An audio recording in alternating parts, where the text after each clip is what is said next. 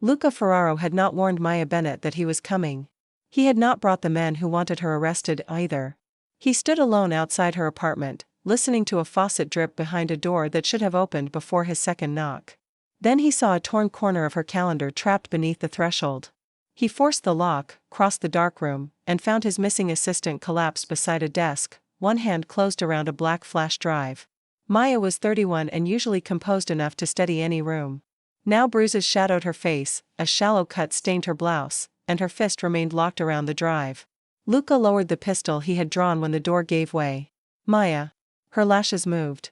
For one confused second she stared through him. Then recognition sharpened her eyes. You came yourself. I should have come yesterday. He crouched, leaving enough space for her to see both of his hands. Can I call Jonah and a doctor? She tried to rise. Pain stopped her before her shoulder left the floor. The wedding, she whispered. Did you sign anything? No. And there will be no wedding. Do not. Her fingers opened just enough to show the drive. They changed the security list. Vivian knows. Someone in your family approved it. The accusation should have sounded impossible. Vivian Cross was supposed to become his wife the next evening. The alliance had taken 10 months to negotiate. Its cancellation would cost contracts, political protection, and the fragile peace between two powerful organizations. Luca looked at the bruises on Maya's wrists, then at the drive she had protected while everyone in his house called her a thief. He took out his phone. Jonah, he said when his right hand answered. The marriage is over. Stop every signature connected to it. Tell no one why. Bring Dr. Shaw upstairs, and come alone. Maya's eyes closed in relief. Not over, she murmured. Not yet. If they know you cancelled, they run. The ceremony can look alive for one more day. The marriage is dead now. Her gaze returned to his face. It was not gratitude he saw there. It was calculation, the familiar focus of the woman who could find a fatal error in 600 pages before anyone else noticed a missing comma. My mother, she said. Where is she? Lakeview Gardens. Apartment 12. Do not send anyone from headquarters. I won't. And do not open that drive until I am awake. It was an order. 5 years ago, Maya would have apologized for giving it. Now she watched to see whether he would obey. Luca slipped the drive into the inside pocket of his coat. No one opens it without you. Only then did the tension leave her hand. Her eyes closed again, and this time she did not answer when he called her name. Dr. Priya Shah arrived 6 minutes later with a plain medical bag and no questions for the neighbors. Jonah Reed followed her through the broken door, brown hair damp from the rain, gray coat unbuttoned over a sweater. His eyes moved from Luca to Maya and stopped. She's alive. She is, Luca said. And she was never running. Jonah's expression tightened. He had spent the last 36 hours examining every ugly piece of evidence against her. Restricted files had been copied with Maya's credentials. Her phone had gone dark. A security camera showed a woman in her coat leaving headquarters with a case. By that morning, 3 senior men had demanded permission to hunt her. Luca had refused. He had not been able to explain why without sounding sentimental, and sentiment was a weakness men around him were trained to exploit. He only knew that Maya had handled every confidential decision in his life for 5 years and had never once used what she knew for leverage. She had corrected him when silence would have been safer. She had warned him when agreement would have been more profitable. A traitor might imitate loyalty for a year. No one performed that kind of inconvenient honesty for 5. Dr. Shaw checked Maya while Luca and Jonah moved to the far side of the room. The apartment was not the abandoned hideout of someone who had fled with secrets. It was a cramped, carefully managed life interrupted in the middle of an ordinary week. A navy cardigan hung over the back of a chair. A grocery receipt was pinned beneath a magnet shaped like a red apple. The desk held color-coded calendars, a chipped mug, and a neat stack of invoices from Lakeview Gardens. Beside them lay a birthday card addressed to Elaine Bennett in Maya's handwriting. There was no television. No jewelry box. No paktsuitkas. The most expensive object in the room appeared to be a second-hand laptop with a cracked corner. Luca picked up one of the care invoices. He knew what Maya earned. He had approved every raise. The number on the invoice explained where most of it went. Her mother has needed assisted care for 3 years, Jonah said quietly. Luca turned his head. You knew? I found the address this morning. That was not my question. Jonah met his eyes. No. I didn't know. Neither had Luca. Maya knew when his sister's anniversary made him short-tempered. She knew which cousin could not be seated beside which judge. She knew that he hated lilies because their smell belonged to the funeral where he had buried his father. She had carried an entire private map of his life while he knew almost nothing about hers beyond her address, and he had learned that address only because she vanished. Dr. Shaw stood. She is severely dehydrated and exhausted. The cut on her side needs cleaning and closing, but it is not deep. Her ribs may be bruised, not broken. I want imaging in a hospital, though I understand why you may be reluctant. It isn't my decision, Luca said. Dr. Shaw studied him for half a beat, then nodded. Maya woke when Priya touched her shoulder. Maya, I'm a doctor. You need treatment. I can take you to a private clinic where the staff do not report through Mr. Ferraro's organization. Is that acceptable? Maya looked toward Luca. He did not tell her what to choose. My mother first, she said. Jonah stepped forward. A woman from Dr. Shaw's practice is already with her. No Ferraro employees. Your mother thinks the building is checking its emergency contacts. Maya considered this, then gave the smallest nod. The clinic. Luca carried her only after she tried to stand and her knees failed. He asked before sliding one arm behind her shoulders and the other beneath her legs. She was rigid for the first 3 steps. Then the strength required to remain guarded deserted her, and her forehead rested briefly against his chest. He felt the moment she realized what she had done. She lifted her head at once. I can walk from the landing. You can fire me as transportation when the doctor says you can stand. Despite everything, a faint line appeared between her brows. You were never hired for transportation. That explains my poor performance review. The line softened. It was not quite a smile, but it was the first expression on her face that did not come from pain or fear. They reached the clinic through a service entrance shortly before dusk. Priya treated Maya in a small private suite while Jonah secured the hallway with 2 people he had known since childhood and trusted with his own life.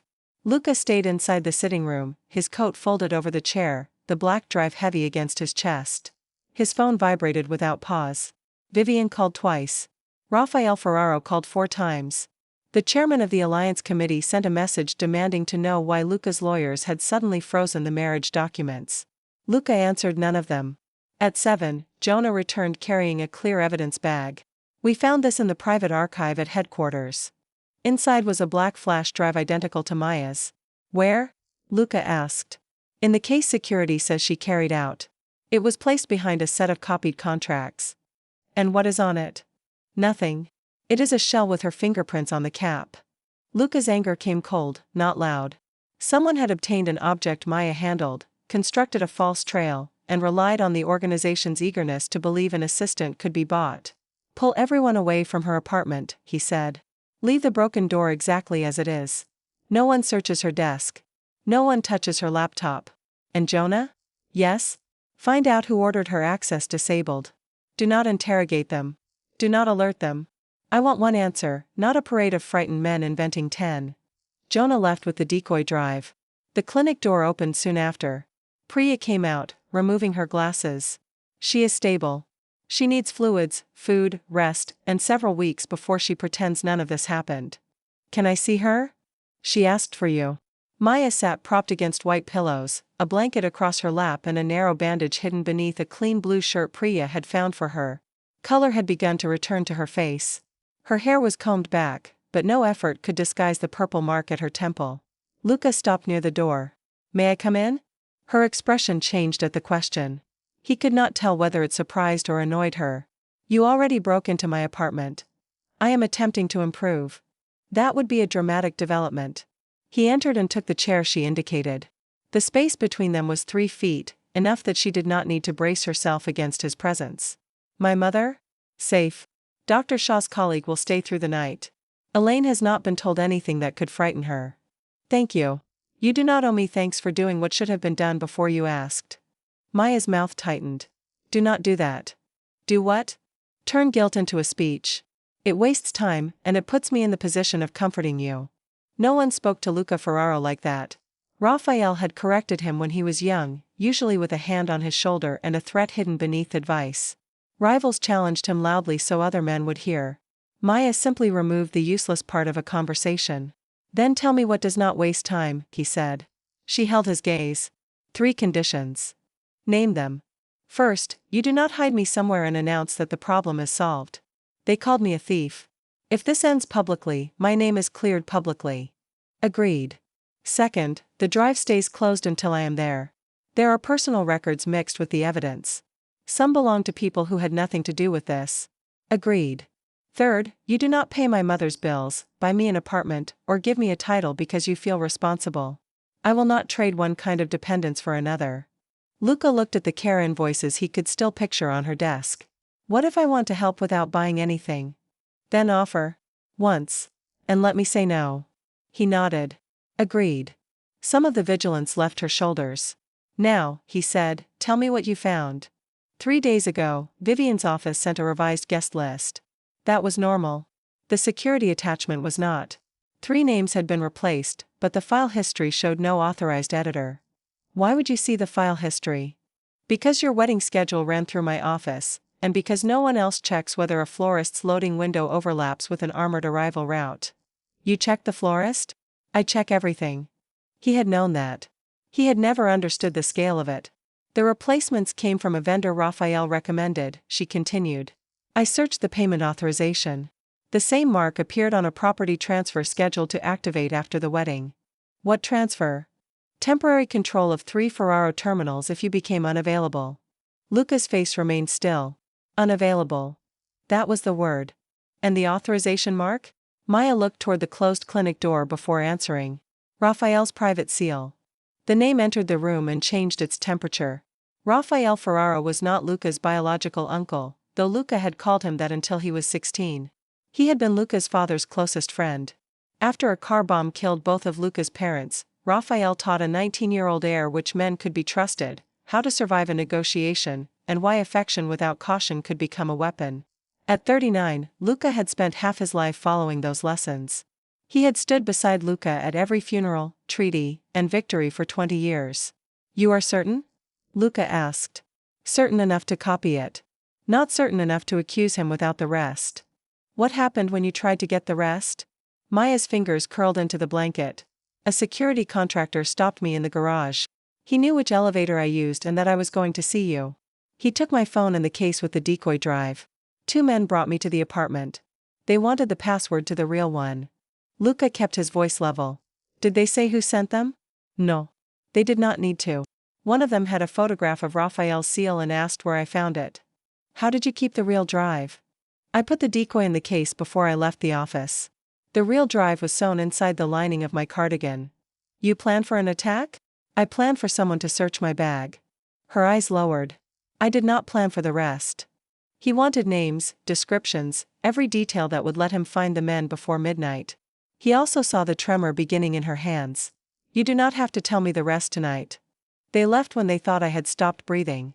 The words were flat. That made them worse. Luca stood so quickly the chair moved against the floor. Maya flinched, not away from him but at the sudden sound. He stopped. I am sorry. She stared at him. For the chair? For believing there was even a possibility you left willingly. You had evidence. I had evidence designed by someone who knew exactly what I expected to see. So did everyone else. I am not everyone else. That is not always the comforting statement you think it is. He almost smiled, but her expression remained serious. Maya, I knew the names of every man who wanted you punished before I knew your mother's first name. I knew which passwords you changed and which meetings you moved. I did not know where you went when you left my office. I made your reliability into an excuse not to ask whether carrying my life was destroying yours. She looked away. I chose the job. You did not choose to become invisible inside it. Her eyes returned to his. For the first time since he had found her, she looked unguarded. Invisible was useful, she said. People spoke in front of me because they thought assistants were furniture. I learned things they would never have said near you. And what did it cost? Tonight is not the night to calculate that. Tomorrow? If we have one. He leaned forward, forearms on his knees, careful not to touch her. We will. Protection promises are cheap in your world. Then I will not ask you to believe a promise. Watch what I do next. She studied him for a long moment. Bring me the drive in the morning, she said. And bring tea, not the black coffee you call breakfast. What kind? Maya closed her eyes. You really do know nothing about me. I have accepted the severity of the problem. This time, she smiled. It changed her entire face, not because it made her prettier, but because he had never seen her smile without first checking whether someone needed something from her. Luca left the room before he found a reason to stay too long. At 8 the next morning, he returned with a paper bag, 2 cups, and the black drive. Maya was sitting in an armchair near the window, wearing loose trousers and a cream sweater. Priya had approved 1 hour out of bed on the condition that Maya did no more than speak in point. Luca set 1 cup beside her. She lifted the lid, smelled it, and looked at him with quiet disappointment. What? This is hot water with a personal grievance. The man at the shop called it tea. The man at the shop feared you. Most sensible people do. Give me the other cup. He surrendered his coffee. She took 1 sip, winced, and handed it back. You may be beyond help. Yet you protected me anyway. Her humor faded, but not the warmth that had accompanied it. Jonah entered with a clean laptop that had never connected to Ferraro headquarters. He placed it on the table, then waited for Maya's permission before opening it.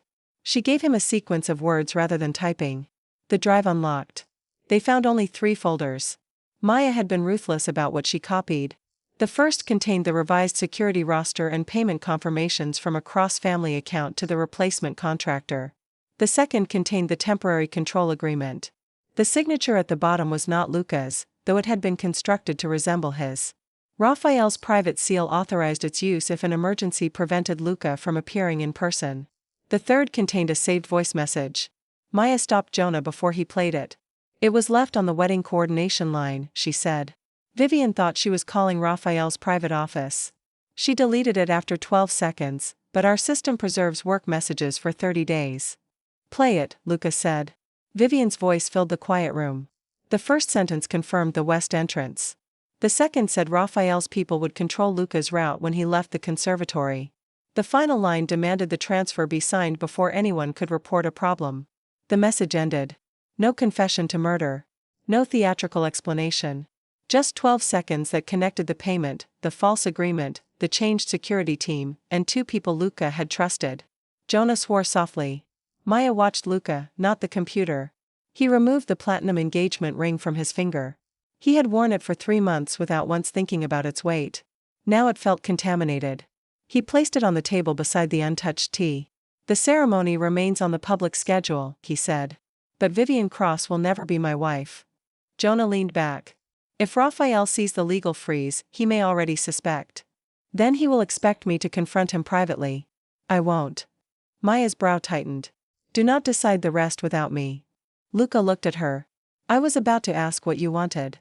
Were you? I am improving under hostile supervision. Her mouth twitched. Jonah's phone vibrated. He checked the screen, and all humor disappeared from his face. This was sent to Luca's private number. He turned the phone around. The photograph showed a repairman entering Maya's building that morning. Across the bottom were 6 words. You should have left her there. Luca read it once. The cold anger that had followed him since the apartment sharpened into something cleaner. The repairman, he asked. One of ours, Jonah said. He is safe. The photograph was taken from across the street. Pull him out and leave the building empty. Maya reached for the phone. Jonah gave it to her. They do not know where I am, she said. If they did, this would be a photograph of the clinic. They know I found you. They know someone entered my apartment. They want you frightened enough to make a mistake. Luca stood at the window, looking down at the ordinary morning traffic. You are going to a house in Montreal. Dr. Shaw can travel with you. Elaine will be moved separately. No. He turned. Maya sat very straight despite the discomfort it caused her. That is hiding me somewhere and announcing the problem is solved. It violates the first condition you agreed to less than 12 hours ago. The condition did not include someone photographing your home. The danger existed before I named the condition. It became more immediate. And your instinct became more controlling. Jonah glanced at the ceiling with the expression of a man who would have preferred armed conflict. Luca took one slow breath. You were unconscious when I found you yesterday. I remember. I will not gamble with that happening again. Then do not gamble. Plan with me. The safest plan is distance. For whom? He had no quick answer. Maya handed the phone back to Jonah. If I disappear again, Raphael wins the public story even if you stop the transfer. I remain the thief who nearly destroyed your wedding. Every future employer sees that. Every person at Lakeview Gardens hears whispers about my mother's criminal daughter. You may clear my name 6 months from now in a court filing no one reads. The accusation happened in public. The correction must happen in public. I can make the correction. You can admit you were wrong. You cannot give me my voice by using yours over it.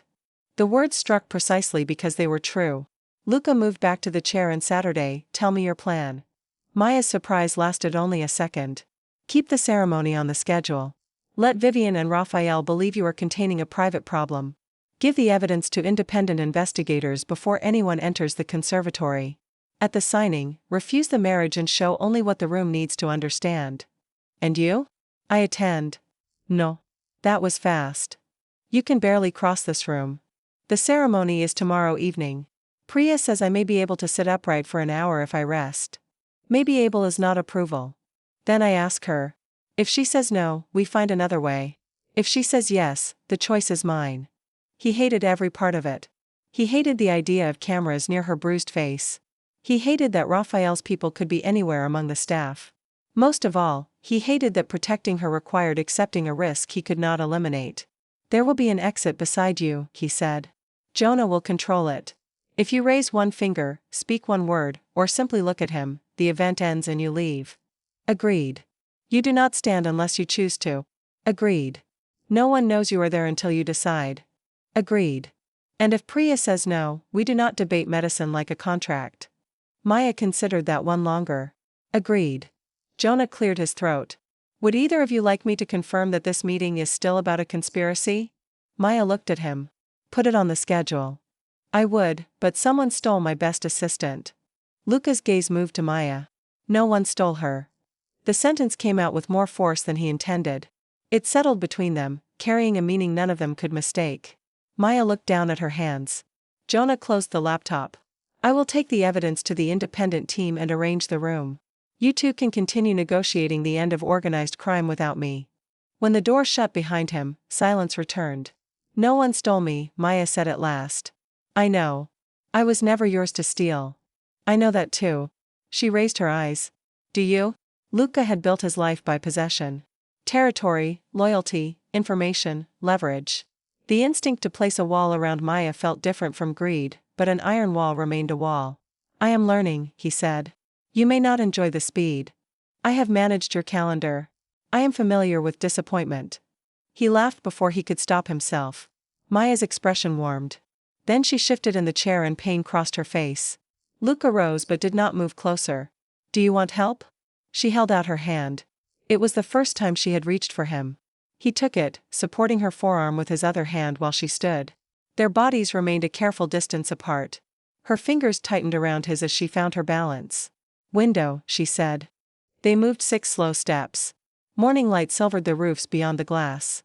For years they had stood beside each other in rooms filled with men who measured power by who spoke last. They had never been alone at a window with nothing urgent to say. I used to think you liked silence, Luca said. I like useful silence. And this? She looked out at the city. I have not decided. He kept hold of her hand until she released him.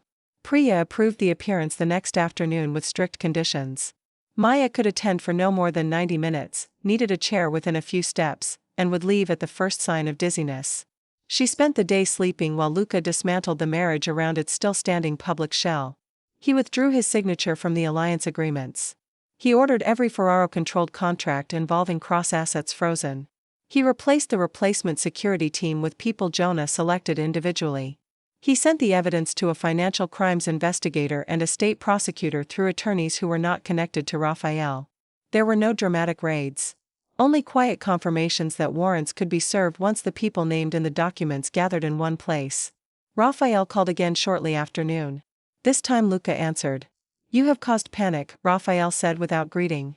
The cross lawyers say your signature disappeared from the transfer packet. A clerical pause. Your assistant handled clerical pauses. Unfortunately, she seems to have sold us. Luca let 2 seconds pass. You are certain? The evidence is obvious. Obvious evidence should make you cautious. Raphael's voice softened, taking on the patient tone he had used when teaching Luca to hold a knife. Grief makes men suspicious of family. Do not let an employee create a wound that cannot close. I will see you at the ceremony. With the documents restored? Come and find out. Luca ended the call. For the first time in 20 years, the thought of disappointing Raphael gave him no fear. Only grief, and beneath it, freedom. Maya dressed at the clinic near 4.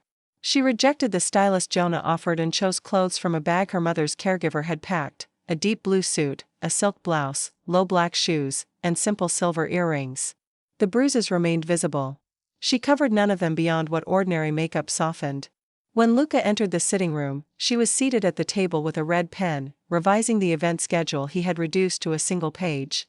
He stopped. Maya looked up. "What is wrong?" "Nothing. You are staring. I have spent 5 years being told not to interrupt you when you hold that pen. A sensible policy." She tapped the page. "You put the evidence presentation before the marriage refusal. It establishes cause. It makes you look as if you will marry her if the evidence fails to impress the room." "I will not." "Then say no first." He moved closer to the table. "Even if there had been no plot, I would not marry her now." Maya's pen stopped. Luca continued before discipline could silence him. "I agreed to that marriage because it made sense on paper. I told myself wanting more was a luxury. Then you disappeared, and every room I entered felt wrong because you were not in it." She searched his face. "That could still be shock." "It could. Or guilt." "It could. Do not decide it as love while I am injured and you are furious." The refusal was gentle but firm. He found that he respected it more than an easier answer. "Then after this is over," he said, "I will tell you again when neither of us can blame the crisis. And if I say no? I will still clear your name. I will still change your position. I will still make sure you never work one more unpaid hour for me. My hours were salaried.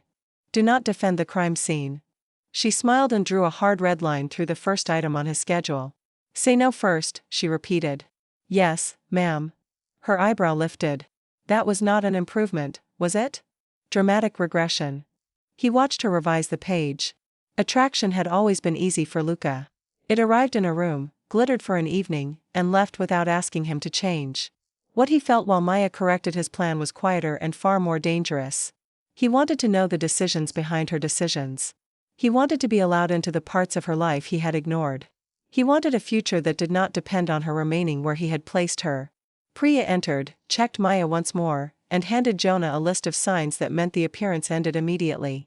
Maya listened without arguing. At 5:30, they left through the clinic's underground exit. The lakeshore conservatory glowed above the water like a palace made of winter light. Hundreds of candles reflected in the glass roof. White roses climbed the iron arches. Guests in black tie moved among musicians, cameras, and tables set for a celebration worth more than most people earned in a lifetime. No one outside the inner circle knew the bride and groom had arrived separately. Maya entered through a service corridor with Priya and Jonah. A private lounge overlooked the ceremony through a narrow glass panel. A chair waited beside the door. From there she could see the front rows without being seen. Luca stopped before leaving her. "One finger," he said. "You have mentioned it 7 times. 8. Go. Your wedding is waiting to be cancelled." He looked as if he wanted to say something else. Instead, he gave her the choice he had promised and walked away. Vivian waited beneath the central arch in an ivory gown with a severe, elegant neckline. Her blonde hair was swept into a flawless knot. She smiled for the photographers when Luca approached, but her eyes measured him. "You froze the transfer documents," she said beneath the music. "My attorneys found irregularities." "The night before our marriage?" "Irregularities have poor manners." Her smile held. "Raphael says your assistant created confusion before she disappeared." "Does he?" "Everyone knows she stole from you. I hope you are not protecting her out of some misplaced pity." Luca looked past Vivian to Raphael. The older man stood in the front row wearing a midnight suit and the silver family pin Luca had given him 15 years earlier. He appeared calm, paternal, untouchable. Their eyes met. Raphael inclined his head. Luca returned no gesture. The music changed. Guests took their seats. A civil officiant welcomed the families and spoke about unity, shared futures, and the courage required to build something larger than oneself. Luca heard very little of it. He saw Maya through the narrow pane in the side door. She sat with one hand resting on the cane Priya had insisted she use. Her face was tired but steady. She did not look like an employee waiting for instructions. She looked like the one person in the building who understood exactly what this moment would cost. The officiant invited Luca and Vivian to the signing table. 2 copies of the marriage registration lay beside the alliance documents. Vivian reached for his hand. He did not take hers. An uncertain murmur moved through the first row. The officiant cleared his throat. "Mr. Ferraro, before the witnesses present, do you enter this marriage freely?" Luca looked at the cameras, the allies, the judges, the men who expected him to convert his life into a transaction because it secured theirs. Then he looked at Vivian. No. The word crossed the glass room and seemed to strike every wall. Vivian stared at him. What did you say? I said no. This wedding is cancelled. The musicians stopped. Somewhere behind the crowd, a camera shutter fired in rapid bursts. Vivian's face lost its ceremonial smile. You cannot humiliate both families because you are nervous. Nerves are temporary. Evidence is less forgiving. Luca removed the engagement ring from his pocket. He had brought it for one reason. He placed it on the unsigned registration between them. I will not marry you. I will not sign your alliance. And I will not transfer 1 inch of Ferraro property under a document built on fraud. Raphael rose. Luca, this is not the place. You chose the place when you attached the transfer to the ceremony. The older man's face remained composed, but one hand closed around the back of the chair before him. Jonah stepped from the side aisle carrying a thin folder. No wall of screens descended. No 100-page report appeared.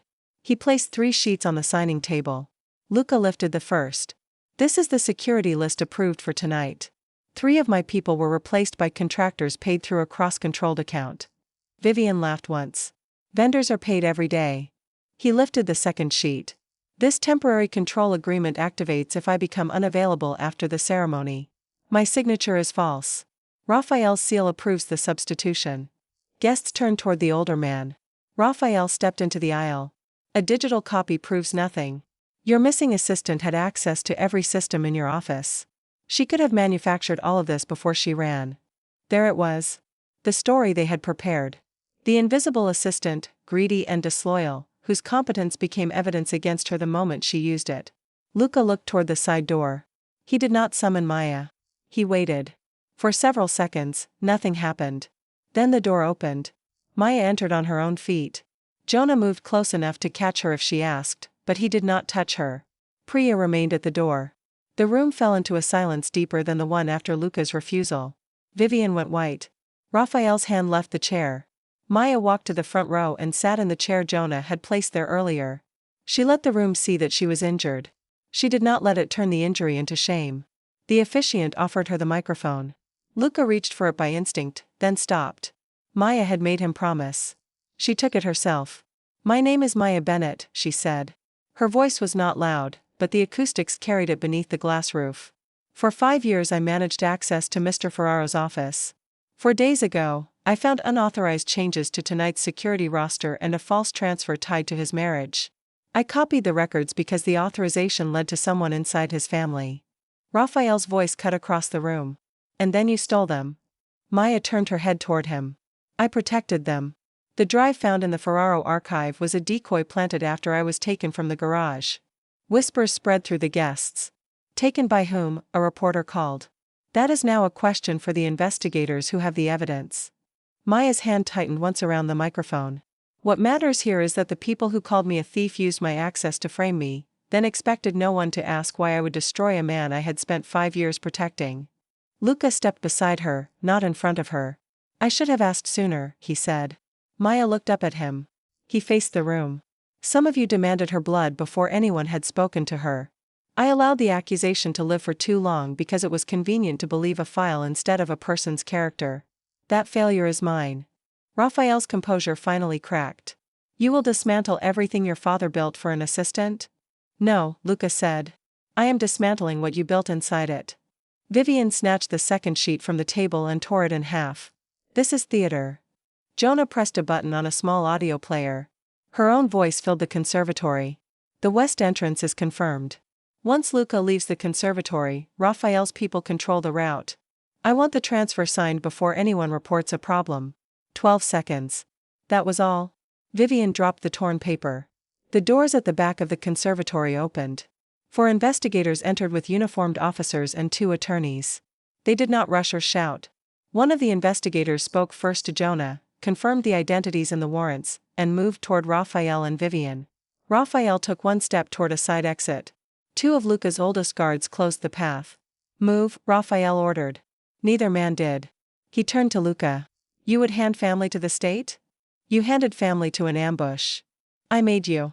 You taught me to look at what a man does when he believes no one important is watching. Luca glanced toward Maya. You forgot to ask who counted as important. An investigator took Raphael's arm and read the warrant. Another approached Vivian. Her control broke all at once.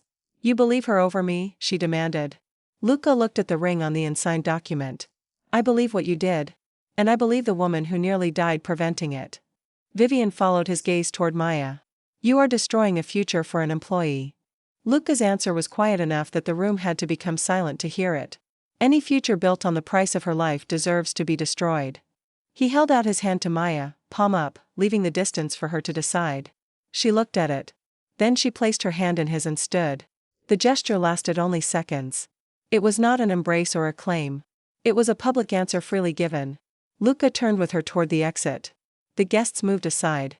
Outside the conservatory, reporters crowded behind a barrier, shouting questions about the cancelled wedding, the forged transfer, and the woman walking beside Luca. Flashbulbs burst across the wet pavement. Maya slowed. Luca felt the change through her hand. Do you want to leave? She looked at the cameras.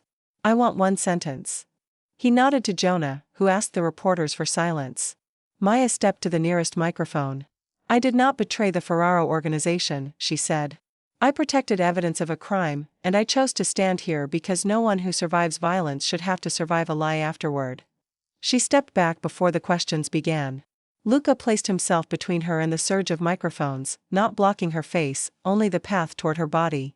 Jonah opened the car door. Priya took Maya's other arm after Maya nodded permission. Inside the car, the noise fell away. Maya leaned against the seat and closed her eyes. Clinic, Luca said to the driver. Lunch, Maya murmured. He looked at her. You nearly collapsed in front of 400 people. Because someone scheduled a criminal exposure across my lunch hour. I see the problem. Do you? Poor management. Her eyes opened. Catastrophic. He took the paper bag Priya handed him and found a sandwich cut into 2 neat halves. Eat, he said. Maya accepted 1 half. That sounded like an order. A recommendation with bread. She took a bite, considered it, and handed him the other half. For the first time since he had found her, Luca ate because she asked without words. The first week after the cancelled wedding passed in fragments. Vivian and Raphael were charged on evidence that did not depend on Maya's testimony alone. The contractors who had taken her were identified through payment records and building cameras, then arrested without a second confrontation. The Cross Alliance dissolved. 2 Ferraro partners walked away rather than remain near a public scandal. 3 others demanded Luca step down for exposing a family matter to investigators. He refused. He also refused to answer questions about Maya beyond confirming that she was safe and had acted to protect lives. Her statement at the conservatory remained the only one the public received. Maya spent most of that week at a quiet rehabilitation apartment Priya used for patients who needed privacy without isolation. Luca visited every day, but never without calling first. On the 3rd day, she declined to see him because she was sleeping. He accepted it. On the 5th, she asked him to bring the red folder from her office. He brought the entire drawer. This is not the red folder, she said as he placed the box on the table. It contains the red folder. It also contains 27 things I did not request. I did not know which shade of red you meant. There is one red folder. Your system is more reasonable than mine. That conclusion took you 5 years? I had a difficult week. She laughed, then pressed a hand to her healing side and glared at him as if the pain were his fault. Do not be amusing until my ribs recover. I will return to intimidation. You are better trained for it. He sat across from her while she opened the folder. It contained an employment contract she had drafted 2 years earlier and never submitted. The title at the top read Director of Strategic Risk. Luca read the first page. Why did you never show me this? Because every time I prepared to, another emergency arrived. Then you announced the cross-engagement, and the organization began planning as if my future were a footnote to yours. You should have told me. You should have asked what I wanted before assuming I wanted to remain outside your door forever. He could not argue with that. Do you still want this position? Not this version. What changed? I did. She turned the contract over and wrote on the back. I want authority to stop an operation when the risk is unacceptable. I want my name on the analysis I produce. I want a team large enough that no one person becomes indispensable by being exhausted. I want actual weekends. And I will not remain your assistant while we decide what exists between us. The last sentence slowed his breathing. What title would be accurate? Chief Strategic and Risk Partner. Partner means a share of control. Yes. It means you can overrule me in defined areas. That is why it is such an attractive word. And if I say no? Maya folded her hands. I find a company that understands the difference between loyalty and free labor. Luca imagined headquarters without her and felt the old impulse to prevent departure at any price. Then he remembered the apartment door, her hand around the drive, and the condition she had set before she trusted him. You will have the authority, he said. Your name goes on every analysis. You choose the team. Weekends are protected unless you personally declare an emergency. And my private time? Does not belong to me. It never did. Then the contract will finally tell the truth. She searched his face for resistance and found none. You are agreeing too easily. I can argue if it makes you comfortable. It would make you recognizable. He leaned back. I reject the red folder on aesthetic grounds. There he is. They negotiated salary, staffing, and decision boundaries for 40 minutes. Luca did not treat the conversation as romance. Maya did not soften her demands because he had carried her out of the apartment. When they finished, she had more authority than any person outside Luca's family had ever held. The following Monday, he announced the appointment in the main conference room. Maya entered without a cane. The bruising on her face had faded to yellow at the edges, and she wore a black suit with the silver earrings from the conservatory. Luca had removed the assistant's desk from outside his office. In its place, a glass wall now separated two equal offices with a shared conference table between them. Several senior men looked unsettled. Good, Luca thought. Discomfort was sometimes the first sign that a room had stopped lying to itself. Maya Bennett is Chief Strategic and Risk Partner of Ferraro Group, he said. She has independent authority over operational risk and access to every decision that affects succession or security. Her approval is required because she earned the authority, not because I owe her a debt. One director raised his hand. Does this arrangement reflect a personal relationship? Maya answered before Luca could. No. It reflects 5 years of work you benefited from without seeing. The director lowered his hand. After the meeting, Luca followed her into her new office. She set her folder on the desk. You nearly answered for me. I stopped. You did. Was that praise? Do not become dependent on it. He smiled. Dinner tonight. She looked up. That sounded like an order. I am starting again. He placed both hands behind his back, an exaggerated display of restraint. Maya Bennett, after your working hours end, would you consider having dinner with me in a restaurant you choose, with no staff, contracts, evidence, or criminal conspiracies? You make dinner sound medically supervised. I am nervous. The admission surprised both of them. Her expression gentled. Ask me again at 6. I want to know whether you can respect the end of my workday before I trust you with the evening. At 6, Luca knocked on the glass between their offices. Maya closed her laptop. Now, he said, will you have dinner with me? Yes. They went to a small neighborhood restaurant where no one recognized him until dessert. Maya chose the wine. Luca learned she hated lilies for an entirely different reason than he did. An aunt had filled her childhood bedroom with them every summer, and the smell made her sneeze. He learned she had studied statistics before taking an administrative job to stay near her mother. She learned he cooked one meal well, a tomato sauce his father had taught him, and ruined nearly everything else by trying to control the heat. He did not touch her until they stood outside her building and she placed her hand on his arm. Thank you for dinner, she said. I would like another. That depends on whether tomorrow you can disagree with me in a meeting without punishing me for saying no tonight. You are saying no? I am saying not yet. He covered her hand briefly with his.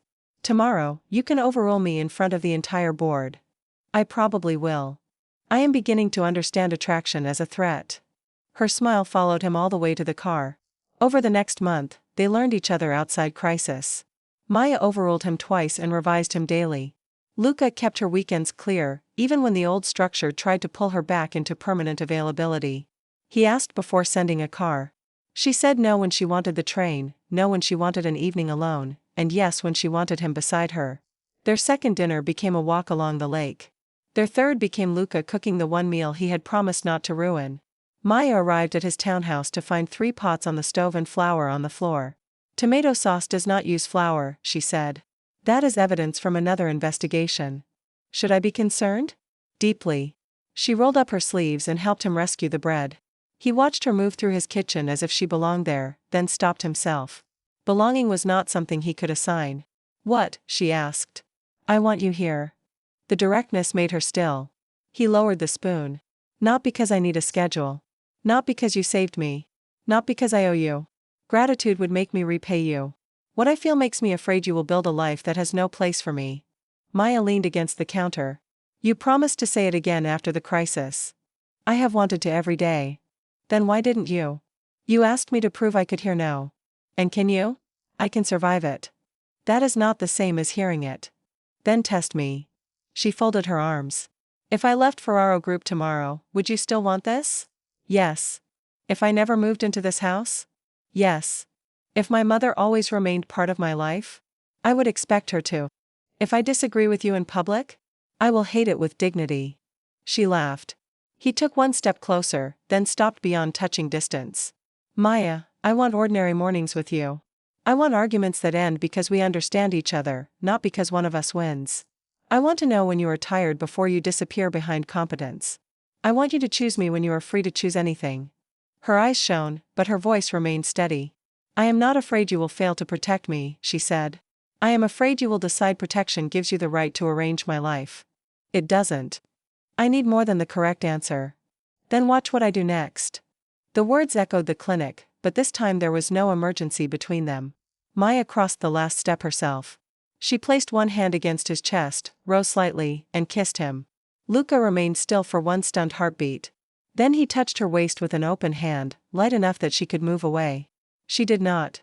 Her other hand slid to the back of his neck, and the kiss deepened slowly, without urgency or debt. When they separated, his forehead rested against hers. You finally completed a full sentence without giving an order, she whispered. I should be rewarded. Do not ruin the achievement. He kissed her again because she smiled and pulled him closer. They became a couple that night, not by accident and not as a promise to decide later. Maya stayed for dinner and left after midnight because she still wanted to sleep in her own apartment. Luca drove her home and did not ask to come upstairs. 2 weeks later, they told Elaine. Maya's mother listened from her chair beside a sunny window at Lakeview Gardens. She had silver hair, bright eyes, and a talent for making Luca feel inspected without asking a single threatening question. So, Elaine said, you are the man who broke my daughter's door. Yes. And cancelled a wedding. Yes. In that order? Maya covered her face. Mother. Elaine smiled. I like accuracy. Luca placed a folder on the table. This is not a gift. It is a list of care programs and residences Maya asked my office to research. She chooses whether any of them are useful. Her compensation covers every option. Elaine looked at her daughter. You made him explain that before he arrived, didn't you? Twice. Good. Elaine took Luca's hand. My daughter does not need to be rescued from her life. She needs someone who will notice when she is carrying too much and believe her when she says what to put down. I am trying to become that man. Try faster. Maya laughed so hard she had to set down her tea. By early autumn, she and Luca had spent enough nights moving between two addresses to hate both commutes. They chose a brick townhouse near the lake together. It had 2 offices on opposite sides of the ground floor, a kitchen Luca claimed he could improve, and a guest room Elaine could use without giving up her own home. Maya signed half the lease before Luca could offer to buy the building. This is inefficient, he said. This is equal. Equality appears to involve a great deal of paperwork. You cancelled your last wedding because you failed to read the paperwork. An unnecessarily violent reminder. Effective, though. On the day they moved in, Maya found Luca standing outside the front door with 2 boxes and no key. Jonah has the keys, he said. Jonah delivered them yesterday. He gave them to you. I wanted to see whether you would break another door. This is entrapment. She opened her hand. A new brass key lay across her palm. You may have this on one condition. Name it. Even with a key, sometimes you knock. He took it. Agreed. 3 months after the cancelled wedding, the conservatory reopened for an autumn charity dinner. Luca and Maya attended together, publicly and without explanation. The white roses were gone. Copper leaves and small lanterns filled the room instead. No signing table stood beneath the arch. When the event ended, Luca asked Maya to stay while the staff cleared the last glasses. They walked to the side terrace overlooking the dark lake. You are nervous, she said. You recognize it now? You become excessively formal. That is unfortunate. For you. He reached into his coat and took out a small ring box. Maya's breath caught. Luca did not kneel immediately. He held the box between them and spoke while she could still see his face. There is no alliance attached to this. No property transfer. No family condition. If you say no, we go home together if you still want that, and nothing about your work or your life changes. You rehearsed. For 2 weeks. Jonah helped. He was useless. Good. He opened the box. Inside was a slim gold ring set with one clear stone, elegant and strong without being ostentatious. Maya Bennett, I love you. I want the home we have already begun, the arguments, the quiet mornings, your mother at our table, and every future you choose to build. Will you marry me? She looked at the ring, then at the empty place where he had cancelled the first marriage. I have conditions. Relief almost made him laugh. I expected them. No wedding used as a business negotiation. Agreed. No hiding conflict until it becomes a crisis. Agreed. No deciding that love means you know my answer before I give it. Agreed. And I choose the flowers. Anything except lilies. We finally share a policy. He lowered himself to one knee.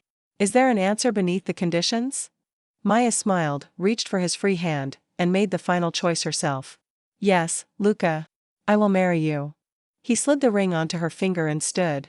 She kissed him before he could speak, laughing against his mouth when applause rose from the doorway behind them. Jonah, Priya, and Elaine had failed completely at pretending they were not watching. Luca looked over Maya's shoulder. You invited witnesses? I manage risk. And this was a risk? You might have forgotten the ring. He drew her close only after she stepped into his arms.